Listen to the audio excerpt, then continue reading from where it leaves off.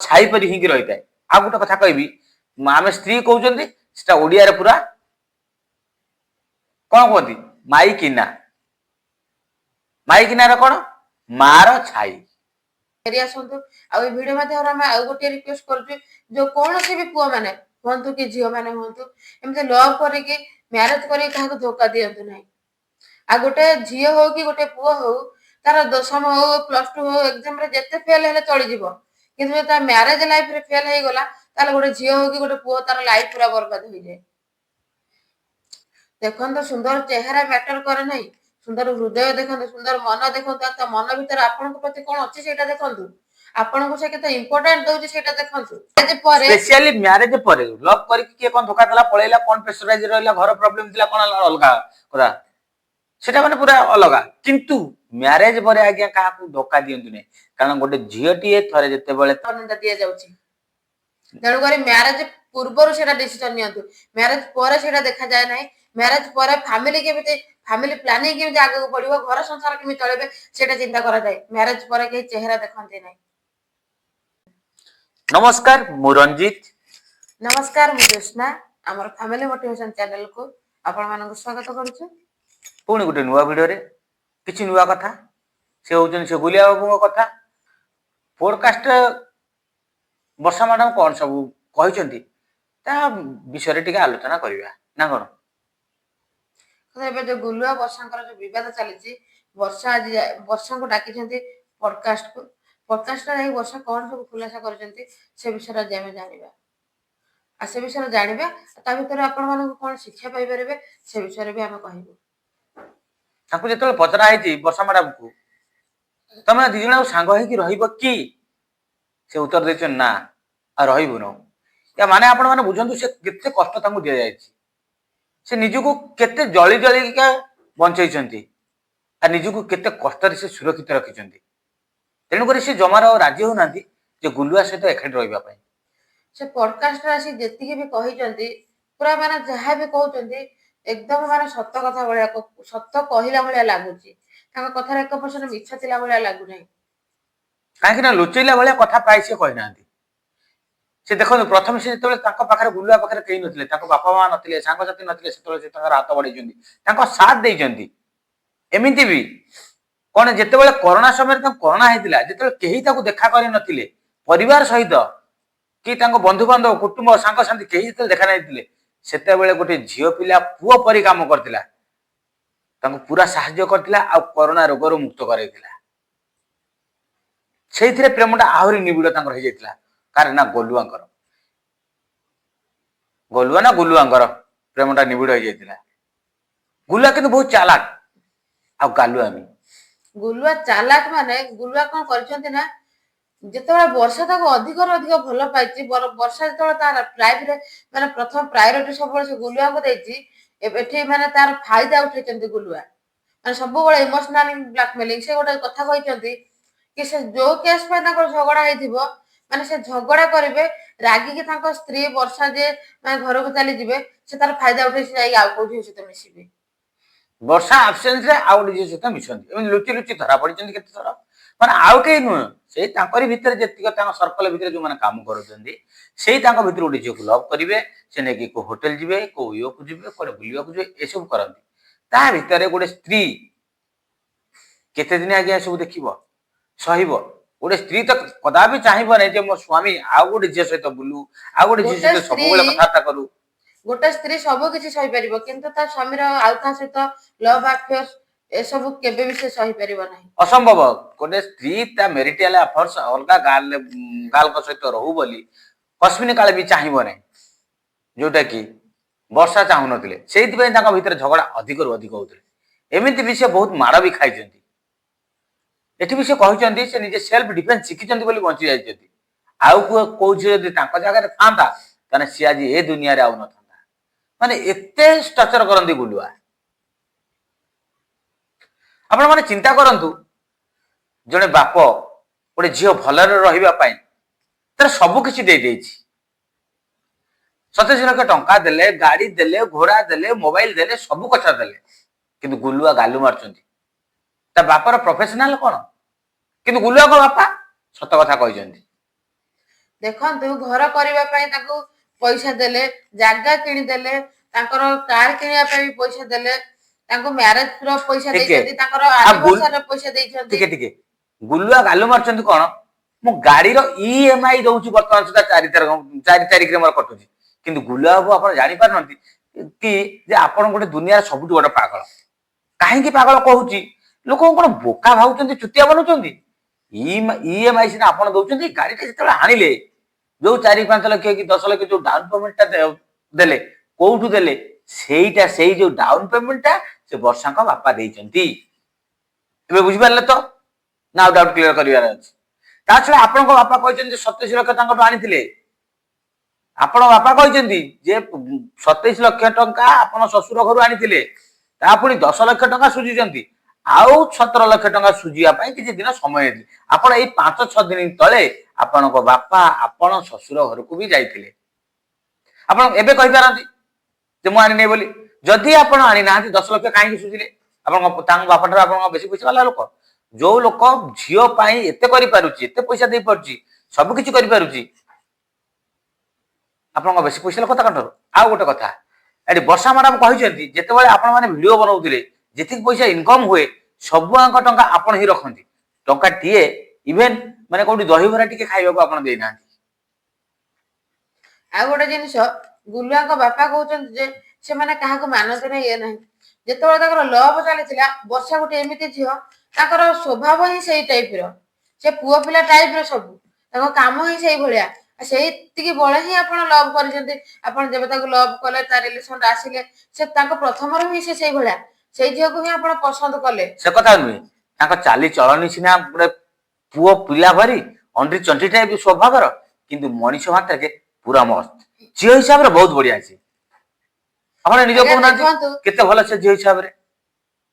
ସେ ପୁଅ ପିଲା ଭଳିଆ ହୋଇପାରିଥାନ୍ତି, କିନ୍ତୁ ସେ ସବୁ ପୁରା ମାନେ ଯାହା କୁହନ୍ତି ଜଣେ ମଲ୍ଟି ଟ୍ୟାଲେଣ୍ଟେଡ ଝିଅ। କିନ୍ତୁ ସେ ଆପଣ ଆଉ ଯାହା ବି କରନ୍ତୁ ନା କାହିଁକି, ଆପଣ ବର୍ଷା ଭଳିଆ ଝିଅ, ମଲ୍ଟି ଟ୍ୟାଲେଣ୍ଟେଡ ଝିଅ, ଏତେ କ୍ଲେଭର ଝିଅ, ଏତେ ଏଜୁକେଟେଡ ଝିଅକୁ ଯେତେବେଳେ ଭୂତେଇ ଦଉଛନ୍ତି, ଆପଣ ସାଧାରଣ ଝିଅ ହେଇଥିଲେ ମୁଁ ତ ଭାବୁଛି ସେଇ ଝିଅକୁ ଗୋଟେ ମାନେ ରଖିକି ଆପଣ ଆଉ 5ଟା ସ୍ତ୍ରୀ କରିଦେଇଥାନ୍ତେ। ଏତେ ଚାଲାକ ଝିଅକୁ ଆକୁ ବୋକା ବନେଇ ପାରୁଥିଲେ, ଚୁତିଆଗିରି କରିଦଉଥିଲେ, ଚୁତିଆଗିରି ଭଳିଆ କାମ କରୁଥିଲେ। ସିନା କରନ୍ତୁ, ସମାଜରେ ଆପଣ କଣ ଶିଖାଇଲେ? ଆପଣଙ୍କୁ ସମସ୍ତେ ଆଇଡଲ ଭାବନ୍ତି।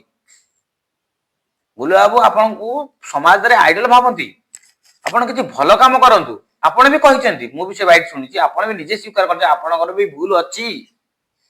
ଯିଏ ନିଜେ ନିଜର ଭୁଲକୁ ସ୍ୱୀକାର କରୁଛି, ଯିଏ ନିଜେ ନିଜ ଭୁଲକୁ ଯେ ଭାବି ପାରୁଛି ଯେ ମୁଁ ହଁ ଭୁଲ କରିଛି ମାନେ, ତାମାନେ ସେ କେତେ ମାତ୍ରାରେ ଭୁଲ କରିଥିବ। ଏମିତି ଭୁଲ କରିବା କଥା ନୁହେଁ, ଏବେ ନୁହେଁ କି ଭବିଷ୍ୟତରେ ନୁହେଁ। ଆଉ ଆପଣ ଯୋଉ ଚିନ୍ତା କରୁଛନ୍ତି ଯେ ବର୍ଷାକୁ ଡିଭୋର୍ସ ଦେଇକି ଆଉ ଗୋଟେକୁ ମ୍ୟାରେଜ କରିବ, ସେଟା ପୁରା ଅସମ୍ଭବ ଆଜ୍ଞା। ଦେଖନ୍ତୁ ଗୋଟେ ଝିଅ ଅସମ୍ଭବ ମାନେ ଆପଣଙ୍କ, ଅସମ୍ଭବ ମାନେ ଏଇଆ ମୁଁ କହୁଛି ଯେ ଭାବୁଛନ୍ତି ବର୍ଷା ଠାରୁ ଆପଣ ଶାନ୍ତିରେ ରହିବେ, ଜମା ମୁଁ ସମ୍ଭବ ନୁହଁ। ଭଗବାନ ୟାକୁ ସହିବ ନାହିଁ। ଯୋଉ ଝିଅ ଆପଣ 10-15 ବର୍ଷ ଆପଣ ସେବା ଶୁଶ୍ରୂଷା ପଇସା ପତ୍ର ସବୁ କିଛି କରିକି ଲାଗି ରହିଥିଲା, ଆପଣ ବି ମିଡିଆ ଆଗରେ କହିଥିଲେ ଯେ ଭାଇ ଭଳି ସିଏ ଆପଣଙ୍କ ପଛରେ ଛାଇ ପରି ରହିଥିଲା।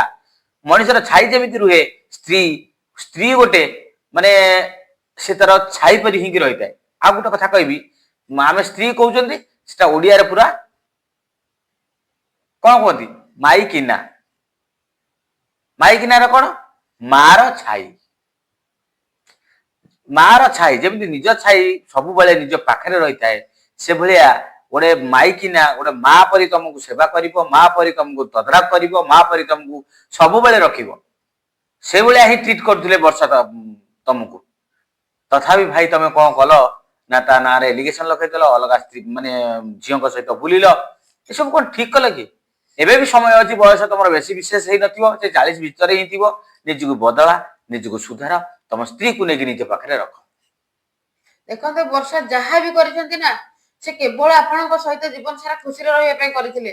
ସେ ଆପଣଙ୍କ ଠାରୁ ସେ ଯୋଉ କାନ୍ଦି କାନ୍ଦି କହୁଛନ୍ତି ନା, ମୁଁ ଯୋଉ ଘର ବନେଇଥିଲି ଆମେ 2 ଜଣ ମିଶିକି ରହିବୁ ବୋଲି, ସେଇ ଘରୁ ହିଁ ତାକୁ ଆପଣ ମାନେ ବାଡେଇକି ତଡ଼ି ଦେଇଛନ୍ତି। ଏଇଟା କଣ ଠିକ କରିଛନ୍ତି? ଯେତେବେଳେ କେହି ତାଙ୍କୁ ସାଥ ଦେଇନଥିଲେ ତମକୁ, ସେତେବେଳେ ବର୍ଷା ହିଁ ସାଥ ଦେଇଥିଲେ। ଇଭେନ ଏମିତି ବର୍ଷାଙ୍କ ବାପା ମା ବି ବାହାଘରରେ ରାଜି ନଥିଲେ, କାହିଁକି? ତମମାନଙ୍କର ଜାତକ ମିଶୁନଥିଲା। ଆଉ ବର୍ଷା ସେତେବେଳେ ଗୋଟେ ଶିକ୍ଷିତ ଲେଡି ହିସାବରେ ସେ କହିଥିଲେ କଣ, ଜାତକ ଫାତକ କିଛି ନାହିଁ, ମୁଁ ଭଲ ପାଇଛି କଣ ଜାତକ ଦେଖିକି ଭଲ ପାଇଥିଲି କି? ତେଣୁକରି ସିଏ ବି ତାଙ୍କ ପରିବାରର ହାତ ଛାଡି ତମ ହାତ ଧରିଥିଲେ। କାହିଁକି? ନା ତମ ସହିତ ସେ ଜୀବନ ସାରା ବିତେଇବାକୁ ଚାହୁଁଥିଲେ। ତାଙ୍କୁ ତମେ ଏତେ କଷ୍ଟ ଦେଲ, ଏତେ ଯନ୍ତ୍ରଣା ଦେଲ, ଏବେ ତମ ସହିତ ସାଙ୍ଗରେ ରହିବାକୁ ବି ସେ ଚାହୁଁନାହାନ୍ତି। ଆଉ ଦେଖନ୍ତୁ ଯେତେବେଳେ ଗୋଟେ ଝିଅର ବାପା ଆସିକି ମାନେ ସପୋର୍ଟ କରିଛି, ଯେତେବେଳେ ବର୍ଷାର ବାପା ଏତେ ସପୋର୍ଟ କରୁଛନ୍ତି କାହିଁକି ଜାଣିଛନ୍ତି? ଆପଣ ଯୋଉ ପଦିଏ କଥା କହିଦେଲେ କି ବର୍ଷା ସହିତ ମୁଁ ଜୀବନ ସାରା ରହିବି, ବର୍ଷା ହିଁ ମୋର ସବୁ କିଛି, ତାଙ୍କ ବାପା ସେତିକିରେ ହିଁ ଇମୋସନାଲ ହେଇଯାଇଥିଲେ କି ସେ ଭାବିଥିଲେ ମୋ ଝିଅ ଏଇଠି ହିଁ ଖୁସିରେ ରହିପାରିବ। ସେଥିପାଇଁ ଆପଣଙ୍କ ଫ୍ୟାମିଲି ନ ଚାହିଁଲେ ମଧ୍ୟ ସେ ଆପଣଙ୍କ ମୁହଁକୁ ଚାହିଁକି ତାଙ୍କ ଝିଅର ଖୁସି ପାଇଁ ସବୁ କିଛି ପୁରା ଇଚ୍ଛା ପୁରା କରିଥିଲେ। ତା ଭିତରେ ଆପଣ ବର୍ଷା ଆଟଲିଷ୍ଟ ଥରେ ସେଇ ଜିନିଷଟାକୁ ଭାବନ୍ତୁ। ବର୍ଷା ଫ୍ୟାମିଲି ଠାରୁ ଆପଣଙ୍କ ଫ୍ୟାମିଲି ଏତେ, ମୁଁ ଯେତିକି ମାନେ ଫିଲ୍ କରୁଛି ଯେ ପଇସା ବାଲାର ନୁହଁ କି ଭଲ ମାନେ ପ୍ରତିଷ୍ଠିତ ପରିବାର ବି ନୁହଁ। ତଥାପି ବର୍ଷା ପରିବାର ଆପଣଙ୍କୁ ପଇସା ପତ୍ର ଦେଇକି ଆପଣଙ୍କୁ ମ୍ୟାରେଜ ବି କରେଇଥିଲେ। ଏମିତି ବି ଆପଣଙ୍କ ରିସିପସନ ପାର୍ଟି ଆପଣ ଦେବା କଥା ସିଏ ଦେଇଥିଲେ। ଗୋଟେ ଚିନ୍ତା କରି ଦେଖନ୍ତୁ, ଯେତେବେଳେ ପୁଅଟିଏ ବାହା ହୁଏ, ସେ ପୁଅଟି କଣ କରେ ନା ରିସିପସନ ପାର୍ଟିଟା ସେ ନିଜ ପଇସାରେ ଦିଏ, କିନ୍ତୁ ସେଠି ଆପଣଙ୍କ ଶ୍ୱଶୁର ଘର ଦେଇଥିଲେ। ମୋଟରସାଇକେଲ ଆରମ୍ଭ କରିକି ଗାଡି ପର୍ଯ୍ୟନ୍ତ, ଘୋଡା ପର୍ଯ୍ୟନ୍ତ ସବୁ ଆପଣଙ୍କୁ ଦେଇଥିଲେ। ତଥାପି କଣ ଏତେ ଅବିବେକୀ ଆପଣ ନା? ସବୁ ଭୁଲି ଯାଉଛନ୍ତି। ପଶ୍ଚାତାପ ବୋଲି ଆପଣଙ୍କ ଜୀବନରେ ନାହିଁ। ପଶ୍ଚାତାପ ଗୋଟେ ରହିବା କଥା। ପ୍ରତ୍ୟେକ ମଣିଷର ଗୋଟେ ପଶ୍ଚାତାପ ଆଜ୍ଞା ରହିବା କଥା। ପଛ କଥାକୁ ଭାବିବା ଦରକାର, ତାହେଲେ ଭୁଲଟାକୁ ଆପଣ ସୁଧାରିବେ। ତେଣୁକରି ଗୁଲିଆ ଭାଇଙ୍କୁ ଆମ ଭିଡିଓ ମାଧ୍ୟମରେ ରିକ୍ୱେଷ୍ଟ କି ଆପଣ ଯାହା ବି ହେଇଛି ତାକୁ ଯଦି ସମାଧାନ କରି ଥରେ ବି ବର୍ଷାର ହାତ ଧରନ୍ତେ ନା, ସେ ଯୋଉ କଷ୍ଟରେ ଅଛନ୍ତି ଆଟଲିଷ୍ଟ ତାଙ୍କର ଦୂର ହୋଇଯାନ୍ତା। ଆପଣ ଯଦି ଆଉ 8 ବର୍ଷ ରହିପାରିଲେ, 10 ବର୍ଷ ରହିପାରିଲେ, ତାହେଲେ ଆଗକୁ ମଧ୍ୟ ରହିପାରିବେ। ଆପଣ ଯୋଉ ଅନ୍ୟ ଝିଅ ମାନଙ୍କ ପଛରେ ପଡି ଆଜି ନିଜ ସ୍ତ୍ରୀ କି ଏମିତି ହତାଦର କରୁଛନ୍ତି, ସେଟା କରିବା ଉଚିତ ନୁହେଁ। ଆଉ ଯାହା ବି ହେଇଛି ନିଜକୁ ଥରେ ବୁଝାନ୍ତୁ, ବୁଝେଇ ପୁଣି ପଛକୁ ଫେରି ଆସନ୍ତୁ। ଆଉ ଏଇ ଭିଡିଓ ମାଧ୍ୟମରେ ଆମେ ଆଉ ଗୋଟିଏ ରିକ୍ୱେଷ୍ଟ କରୁଛୁ, ଯୋଉ କୌଣସି ବି ପୁଅ ମାନେ ହୁଅନ୍ତୁ କି ଝିଅ ମାନେ ହୁଅନ୍ତୁ, ଏମିତି ଲଭ୍ କରିକି ମ୍ୟାରେଜ କରିକି କାହାକୁ ଧୋକା ଦିଅନ୍ତୁ ନାହିଁ। ଆଉ ଗୋଟେ ଝିଅ ହଉ କି ଗୋଟେ ପୁଅ ହଉ, ତାର ଦଶମ ହଉ +2 ହଉ ଏକ୍ସାମରେ ଯେତେ ଫେଲ ହେଲେ ଚଳିଯିବ, କିନ୍ତୁ ଯଦି ତା ମ୍ୟାରେଜ ଲାଇଫରେ ଫେଲ ହେଇଗଲା, ତାହେଲେ ଗୋଟେ ଝିଅ ହଉ କି ଗୋଟେ ପୁଅ ତାର ଲାଇଫ ପୁରା ବର୍ବାଦ ହେଇଯାଏ। ଆଉ ଗୋଟେ କଥା, ଆପଣ କଣ କରୁଛନ୍ତି? ମରିଚିକା ପଛରେ ଗୋଡଉଛନ୍ତି। ମରିଚିକା ମାନେ ବୁଝିଥିବେ କି ନଥିବେ ମୁଁ ଜାଣିନି, ମୁଁ ତ ଲାଗୁଛି ଆପଣ ବୁଝିପାରି ନଥିବେ। ମରିଚିକା ମାନେ ଦୂରରୁ ପାଣି ଭଳି ଦେଖାଯାଉଥିବା ଜିନିଷଟାକୁ ଆମେ ପାଣି ଭାବି ତା ପଛରେ ଗୋଡେଇଥାଉ। ଖରା ବେଳେ ଏଟା ଚିକଚିକ ମାରିଥାଏ, ଆପଣ ଜାଣିଥିବେ।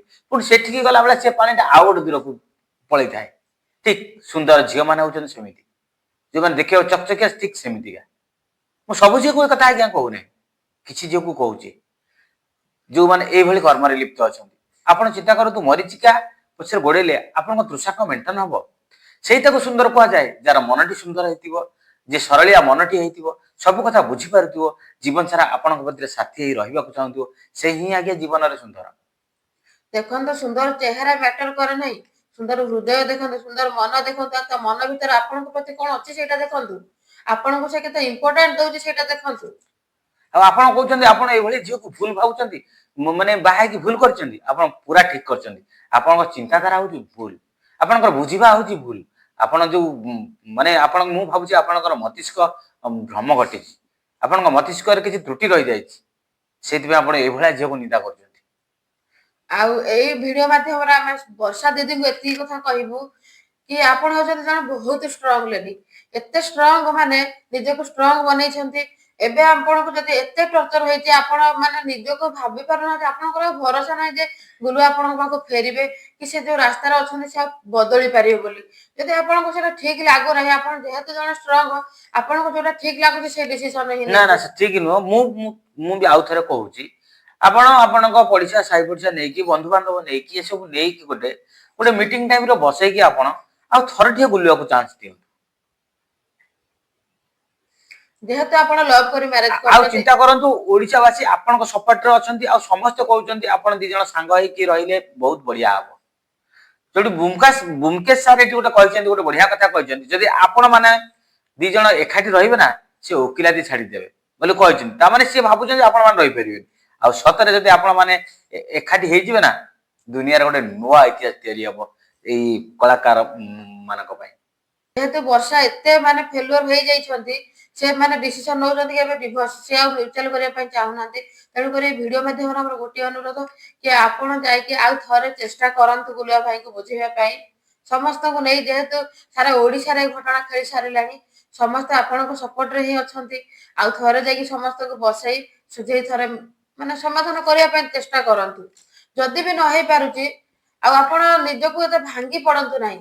ଆପଣ ବି ଜଣେ ସକ୍ସେସ୍ ଲେଡି, ଆପଣ ଚାହିଁଲେ ଯାହା କିଛି କରିପାରିବେ। ଆପଣ ଏତେ ଭାଙ୍ଗି ପଡିବା ଉଚିତ ନୁହେଁ।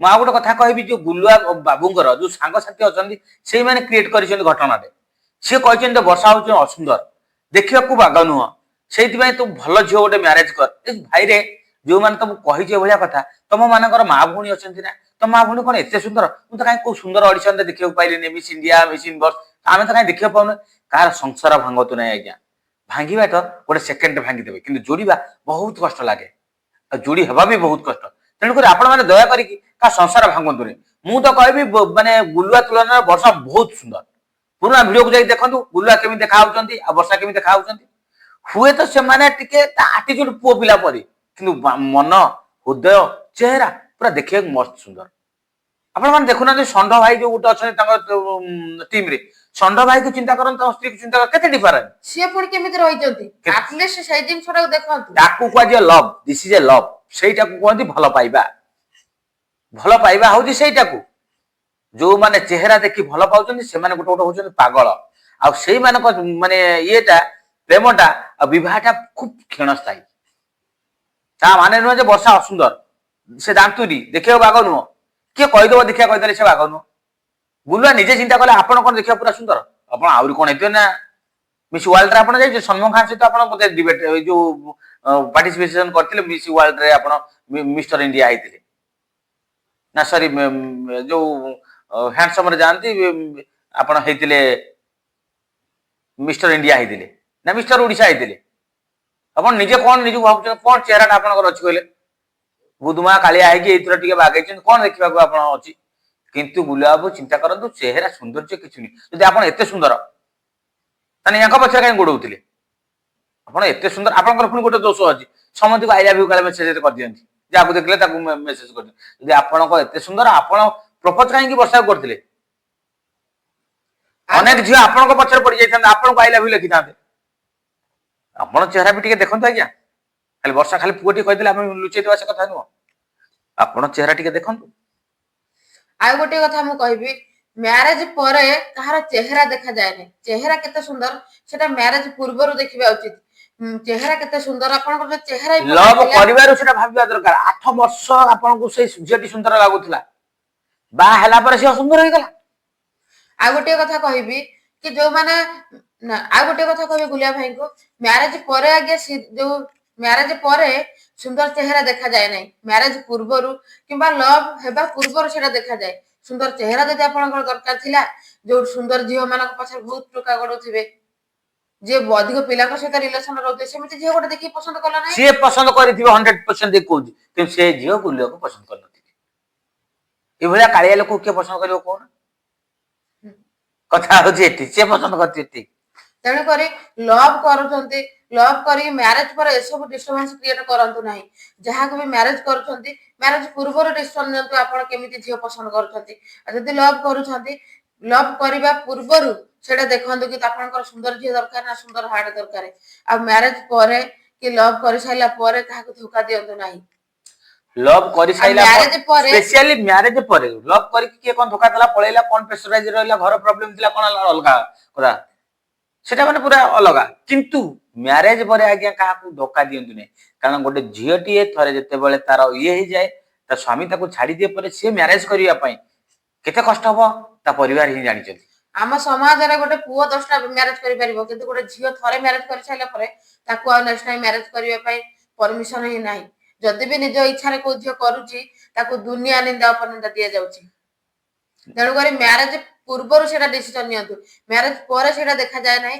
ମ୍ୟାରେଜ ପରେ ଫ୍ୟାମିଲି ପ୍ଲାନିଂ କେମିତି ଆଗକୁ ବଢିବ ଘର ସଂସାର କେମିତି ଚଳେଇବେ ସେଇଟା ଚିନ୍ତା କରାଯାଏ ମ୍ୟାରେଜ ପରେ କେହି ଚେହେରା ଦେଖନ୍ତି ନାହିଁ କହିଲେ ନା ଯେ ଏତେ ଭଲ ଝିଅ ସେ ଯେ ସୁନ୍ଦର ଚେହେରା ପାଇଛନ୍ତି ମୋ ହିସାବରେ ତ ବହୁତ ସୁନ୍ଦର ସୁନ୍ଦର ଚେହେରା ପାଇଛନ୍ତି ସୁନ୍ଦର ହୃଦୟ ପାଇଛନ୍ତି ସବୁବେଳେ ଭାଇ ଭଳିଆ ସାଥ ଦେଇଛନ୍ତି ଆଉ କଣ ଦରକାର ତେଣୁକରି ଆପଣ ମାନଙ୍କୁ ହାତ ଯୋଡି କହୁଛୁ ଯେ ଆପଣ ମାନେ ଯେତେ ସମ୍ଭବ ହବ 2 ଜଣ ମିଶି ଯାଆନ୍ତୁ ପୁଣି ଗୋଟେ ନୂଆ ଫ୍ୟାମିଲି ତିଆରି କରନ୍ତୁ ଯୋଉଟା କି ଆପଣ ମାନେ ମାନେ ଆମ ଯୋଉ କଳାକାର ଜଗତରେ ଗୋଟେ ଉଦାହରଣ ହବ ତେଣୁକରି ଆପଣ 2 ଜଣ ମ୍ୟାରେଜ କରିସାରିଛନ୍ତି ଯେହେତୁ ଗୁଲା ଭାଇ ଯେତେ ଦୂର ସମ୍ଭବ ଆପଣ ମ୍ୟୁଚୁଆଲ କରିକି ଆଉ ଥରେ ମିଶି ଯାଆନ୍ତୁ ଆଉ ଏମିତି ଝିଅ ଆପଣଙ୍କ ଜୀବନର କେବେ ବି ପାଇବେ ନାହିଁ ଏଇଟା କିନ୍ତୁ 7 ଜନ୍ମର ତପସ୍ୟାରେ ମିଳିଥାଏ ଏମିତି ଝିଅ ଆଉ ଗୋଟେ ଆପଣ ମାନେ ଜାଣିଥିବେ ଯେତେବେଳେ ମାନେ ବିବାହ ମ୍ୟାରେଜ ହୁଏ, ମ୍ୟାରେଜ ଚାରିକର ମନ୍ତ୍ର ରାମସ୍ୟ ସୀତା ରାବଣସ୍ୟ ମନ୍ତ୍ର ଧରି ଏଇ ଯୋଉ ଶ୍ଲୋକ ପଢିଲା ବେଳେ ଏମିତି ସବୁ କହିଲା ଭିତରେ କଣ ହେଇଥାଏ ଆଜ୍ଞା ନା ତମେ 7 ଥର କ୍ଷମା କରିବ ବୋଲି ସେଠି କୁହାଯାଇଥାଏ। ଆପଣ ବାହା ହେଇଛନ୍ତି, ମୁଁ ବି ବାହା ହେଇଛି, ଆମେ ସମସ୍ତେ ସବୁ କହୁ 7 ଥର ତାଙ୍କ ଦୋଷ ଧରିବ ନାହିଁ ବୋଲି କହିଥାନ୍ତି। କିନ୍ତୁ ଏଇ ଛୋଟିଆ ମୋଟିଆ ଭୁଲ ଯଦି ଗୋଟେ ହେଇଗଲା ଆପଣ କଣ 7 ଥର କ୍ଷମା କଲେନି କରିନାହାନ୍ତି। ତେଣୁକରି ନିଜ ନିଜ ଭିତରେ ବର୍ଷା ମ୍ୟାଡାମ ହୁଅନ୍ତୁ କି ଗୁଲା ବାବୁ ଆପଣ ବି ହୁଅନ୍ତୁ, ନିଜ ନିଜ ଭିତରେ ଯୋଉ ଭୁଲ ତ୍ରୁଟି ରହିଛି ତାକୁ ପରସ୍ପର କ୍ଷମା କରିଦେଇକି ପୁଣି ମାନେ ନୂଆ ସଂସାର ଗଢନ୍ତୁ। ଦୁନିଆରେ ଯେମିତି ଚଳନ୍ତି ସେମିତି ଚଳନ୍ତୁ। ଆପଣ ଆପଣଙ୍କ ଜାଗାରେ ସେ ତାଙ୍କ ଜାଗାରେ ନିଜ ନିଜ କର୍ତ୍ତବ୍ୟ କରି ଗୋଟିଏ ଛାତ ତଳେ ରହିବାକୁ ଚେଷ୍ଟା କରନ୍ତୁ। ରଖୁଛୁ। ଯଦି ଆମ ଭିଡିଓଟି ଆପଣମାନଙ୍କୁ ଭଲ ଲାଗିଥାଏ ତାହେଲେ ଲାଇକ୍ ସେୟାର କମେଣ୍ଟ କରିବାକୁ ବିଲକୁଲ ବି ଭୁଲିବେ ନାହିଁ। ପୁଣି ଦେଖାହବା ଆଉ ଗୋଟେ ନୂଆ ଭିଡିଓରେ। ସେ ପର୍ଯ୍ୟନ୍ତ ଆମେ 2 ଜଣ ବିଦାୟ ନେଉଛୁ। ନମସ୍କାର। ନମସ୍କାର। ଜୟ ଜଗନ୍ନାଥ। ଜୟ ଜଗନ୍ନାଥ।